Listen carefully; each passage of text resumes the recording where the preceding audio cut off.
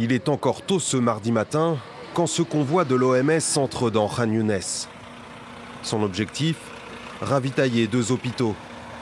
Mais après une inspection du personnel des Nations Unies, les camions sont stoppés quelques centaines de mètres plus loin. Nous allons à l'hôpital. Ok, on touche à rien. Allez-y à l'hôpital, allez-y. Quelques minutes plus tard, ces habitants affamés se ruent sur la cargaison de nourriture. Conséquence directe, l'hôpital Nasser et ses 400 patients sont privés de ravitaillement. Même constat à quelques centaines de mètres de là, à l'hôpital Al-Amal. Cette nuit, comme la précédente, le personnel a signalé de nouvelles frappes israéliennes toutes proches. Khan Younes est depuis plusieurs semaines l'épicentre des combats à Gaza.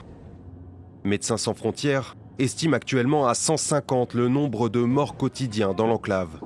L'ONG dénonce un massacre et pointe le rôle du blocus israélien et de la quasi-fermeture de la frontière de Gaza avec l'Égypte.